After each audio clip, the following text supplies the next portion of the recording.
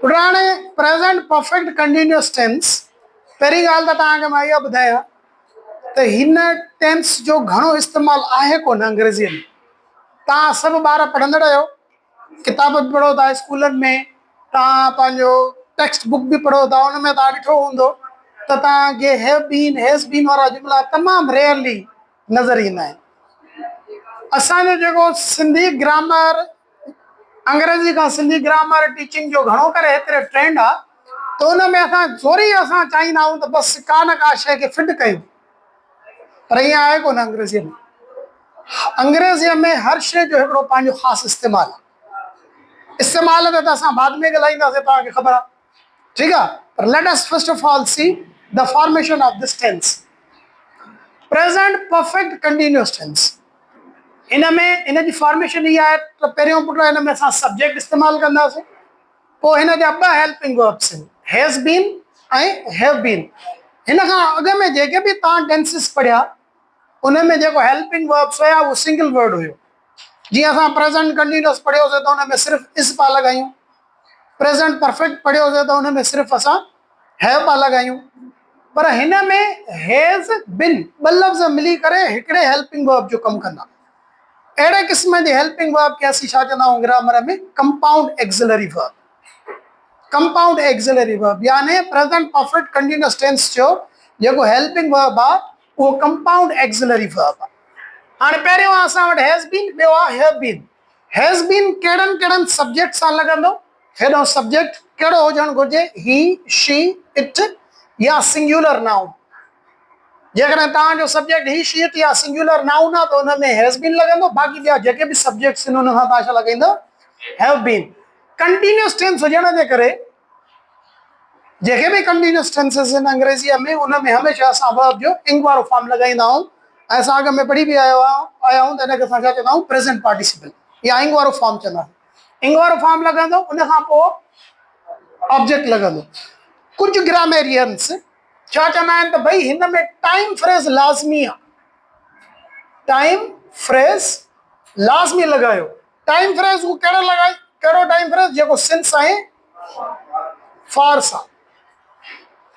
मां तव्हांखे ईअं चवंदुमि त लाज़मी न आहे, पर ॼण जेकॾहिं सिंस ऐं फार वारो तव्हां टाइम फ्रेज़ लॻंदव त शयूं वधीक क्लियर थी पवंदियूं ऐं किन किन सिचुएशन्स में लाज़मी आहे।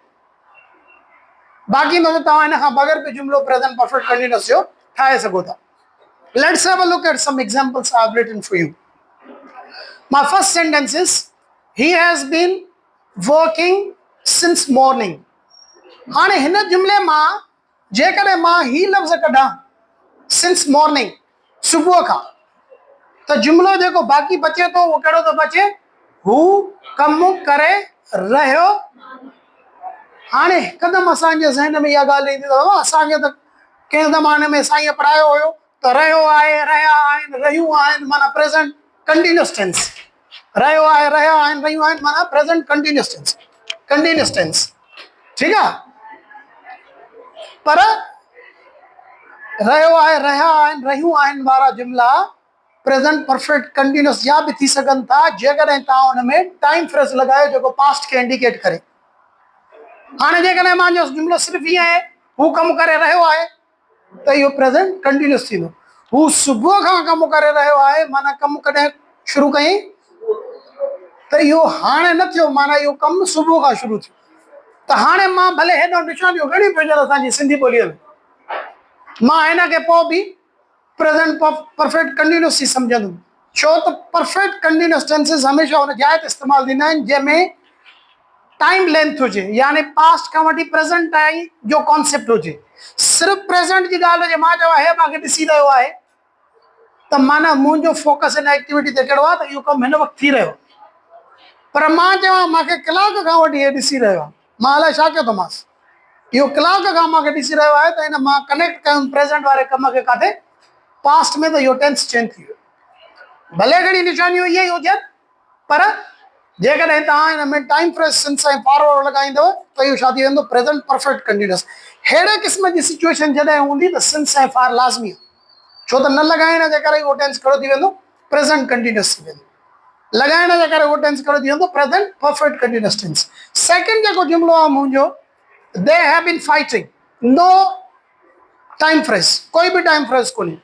पर कॾहिं कॾहिं असां जुमिलो हीअं बि कंदा आहियूं, यार हिननि खे त अलाए छा आहे, सुबुह खां वठी वेठा पए बढ़िया आहिनि, तव्हां त यार पए वेठा ॻाल्हायो आहे क्लास में, यकी मां तव्हांखे पढ़ायां पियो पर मूंखे ॿुधो नथो, वेठे पए ॻाल्हायो अथव या ॻाल्हाईंदा रहिया आहियो। पर ज़रूरी न आहे त को हिकिड़ो अहिड़ो सिचुएशनली जुमिलो जंहिंमें दो रहियो आहे, दा रहिया आहियूं अची वियो, त हाणे तव्हां इन ते 100 जुमिला अहिड़ा ठाहियो जेके अननेचुरल लॻनि। ईअं न हूंदो। नेचुरली तव्हांजो जुमिलो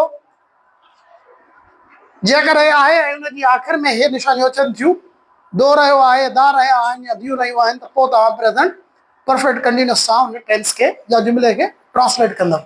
उन में टाइम फ्रेज जी ज़रूरत न आहे। जो जेकॾहिं मां तव्हांखे चवां थो तूं गुसाईंदो रहियो, हीअ मज़ाक थो कयां, सीरियस न वठि, तूं गुसाईंदो रहियो आहीं, माना सिर्फ़ु हाणे नथो गुसाईं, कॾहिं खां गुसाईंदो रहियो आहीं, पास्ट खां। इहो जुमिलो नेचुरल थो लॻे त मां हिनखे प्रेज़ेंट परफेक्ट कंटिन्यूअस सां करे सघां थो। बाक़ी अहिड़े क़िस्म जे जुमिले में टाइम फ्रेज लाज़मी आहे। सवाली करण जे लाइ हिन कंपाउंड एक्सिलरी मां सिर्फ़ु हिकिड़ो हेल्पिंग वर्ब अॻियां रखंदा, हैव या has. Have they been fighting, negative करण जे लाइ हैव खां पोइ नॉट, पोइ been, they have not been fighting. सवाली नाकारी करण जे लाइ have they not been fighting, have हिते पोइ सब्जेक्ट पोइ नॉट पोइ been, have they not been fighting. सो ही टोटल फॉर्मेशन हिन जो इस्तेमालु कहिड़ो आहे, कहिड़े नमूने सां प्रेज़ेंट परफेक्ट कंटिन्यूअस टेंस इस्तेमालु थींदो आहे, that we will learn later on. ॿियो को सवाल हुजे पुट?